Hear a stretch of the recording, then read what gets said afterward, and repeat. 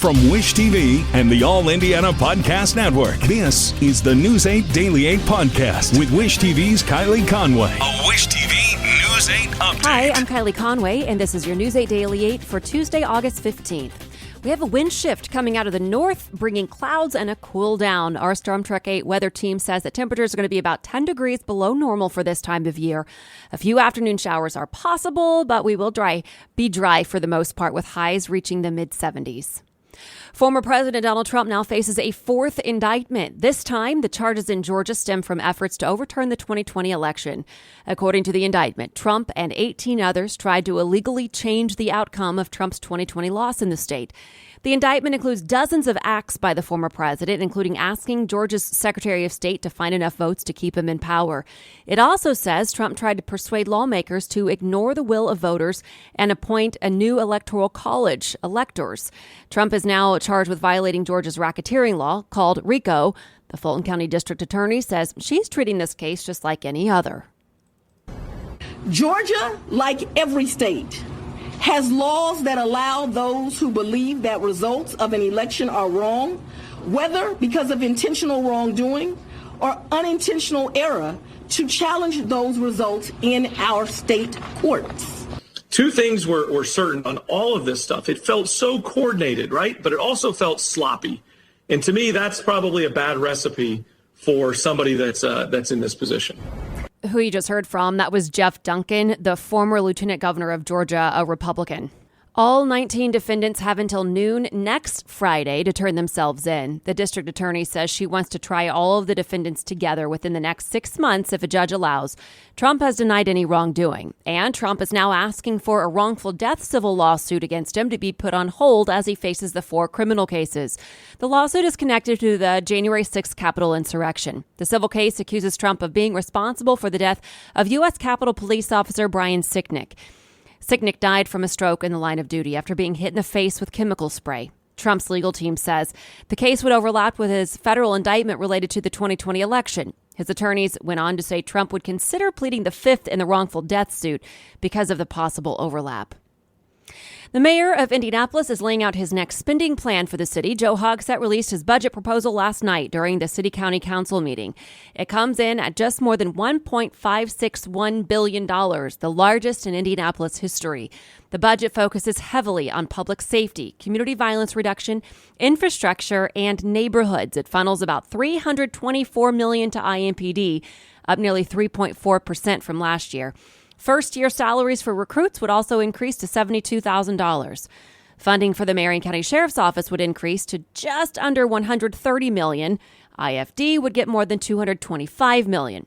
Mayor Hogsett's also putting more money toward the Office of Public Health and Safety. It will see a 33% increase from last year's budget, up to $30 million. The budget provides $232 million to the Department of Public Works. It's part of a 5-year, $1.1 billion capital plan.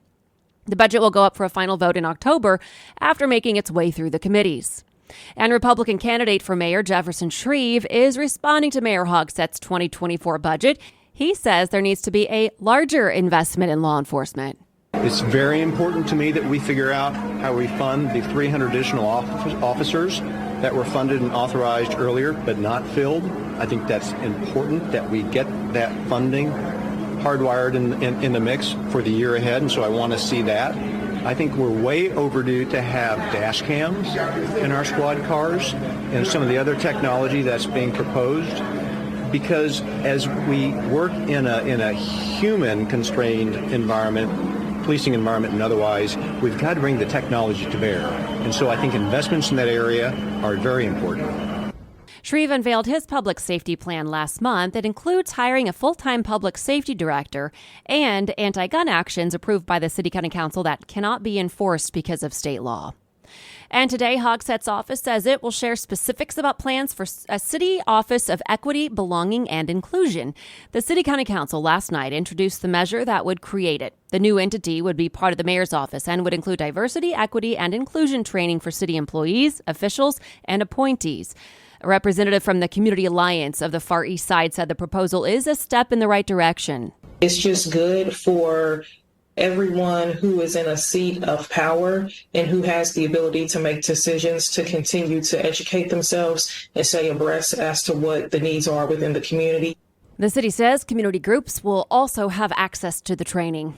From IT-Mate, investigators are working to figure out how 3 people ended up dead inside an SUV outside an IPS middle school.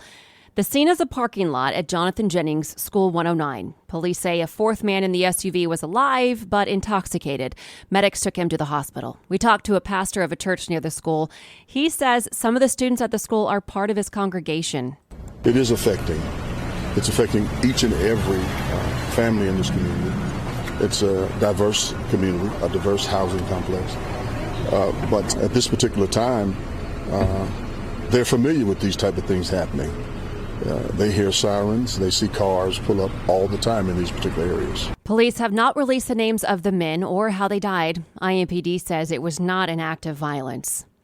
A late-night shooting in Indianapolis left a man dead. It happened just after 10 at 42nd and Edmondson on the east-northeast side. IMPD says officers found the man wounded on the sidewalk, and he died at the hospital. Detectives are asking for anyone who lives nearby to check their security cameras for video of the shooting. No word yet on the suspect or what led up to the shooting. The MLK Center has a message after it says a fight ended with shots fired into the building. The message: guns do not have to be the solution. Center leaders say 2 bullets hit the building near 38th and Meridian last night. No one was hurt. IMPD officers do not believe the shooters targeted the center. We are working to learn more about what led to the shooting and if police have any leads. Fishers police say they found and arrested a Kentucky murder suspect at Topgolf. Authorities in Bowling Green, Kentucky started looking for David Proffitt Saturday. Detectives thought he may have traveled to Indianapolis and alerted the FBI here. Police arrested him later that day at Topgolf. Proffitt's held in the Hamilton County Jail right now without bond.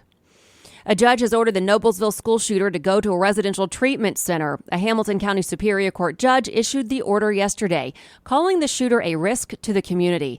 The judge says the now 18-year-old will be held in the county's juvenile service center for 120 days, while a probation department finds a suitable, secure facility for him. Investigators say he was 13 when he opened fire at Noblesville West Middle School, wounding another student and a teacher. A hearing is set for October to determine where he'll be placed.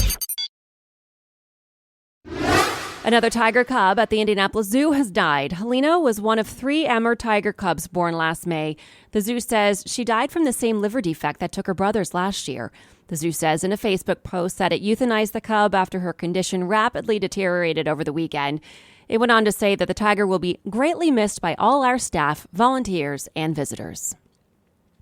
The governor of Hawaii warns searchers may find 10 to 20 more victims a day for the next several days in the areas burned by wildfire.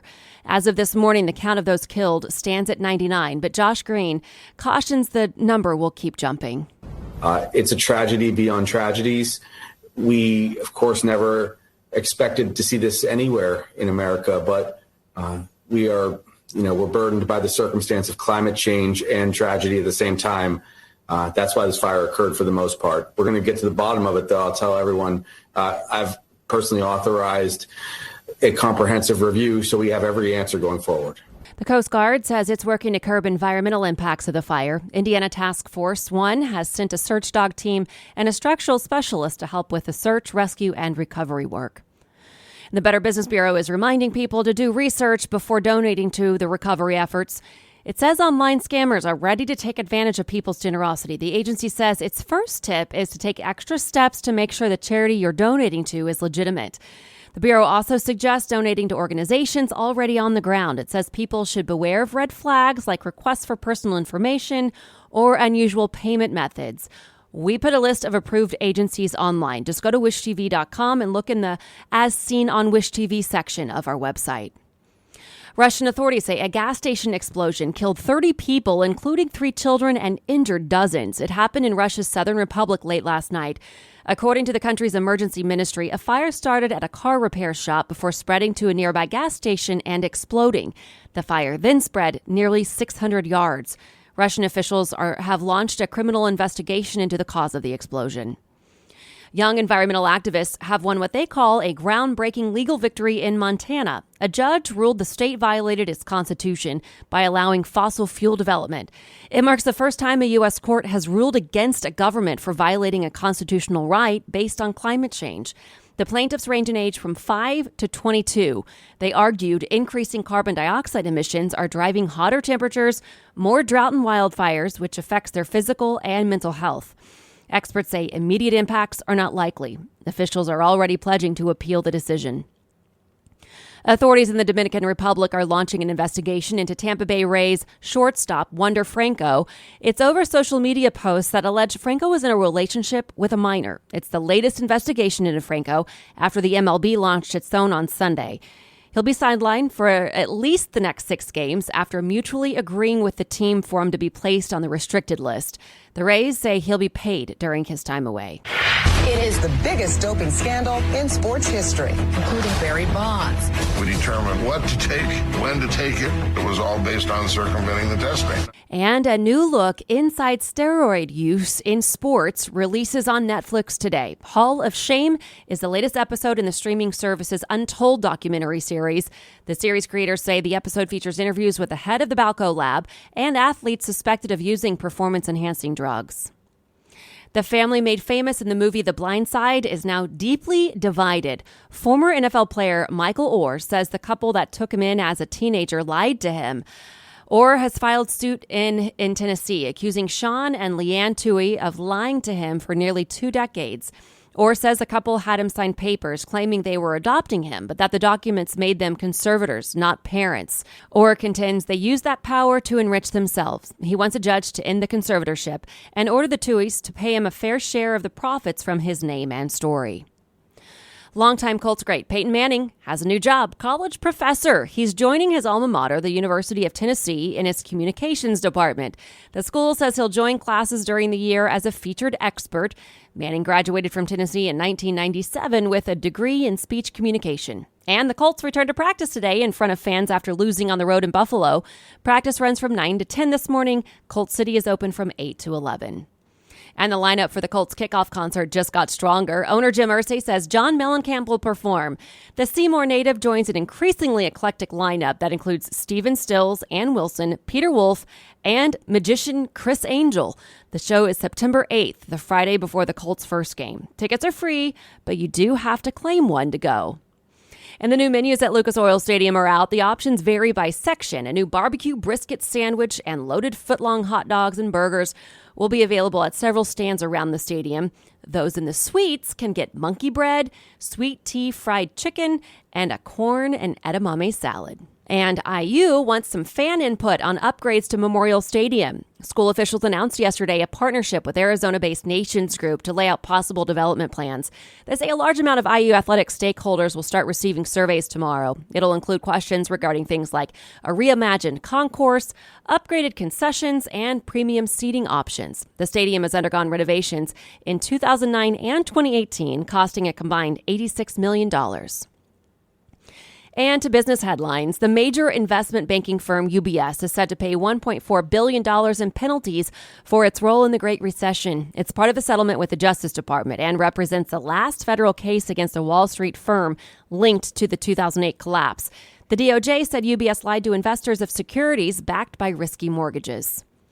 More than a third of parents worry that their child doesn't understand the value of a dollar. The survey, conducted by one poll for Bach Financial, found that nearly a third of parents said their child doesn't learn enough about money in school.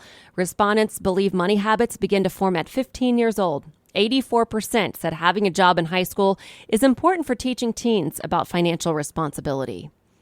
Business travel is expected to get back to pre-pandemic levels next year. The Global Business Travel Association's annual outlook says spending has accelerated faster than the group had forecast last year on more stable global economic conditions. Duke Energy customers could soon see higher energy bills. Duke Energy has proposed rate increases that would happen in increments over a 3-year span. If approved, the hike could cost a typical homeowner nearly $26 more per month by 2025. Hawaiian Electric's stock tumbled to a 13-year low Monday. It plunged more than 40% after a class action lawsuit alleged that Maui's devastating wildfires were caused by the utility's energized power lines that were knocked down by strong winds. Hawaiian Electric says it does not have a formal shutoff program in place, and precautionary shutoffs have to be arranged with first responders because electricity powers the pumps that provide the water needed for firefighting. It has not yet been determined what started the fire.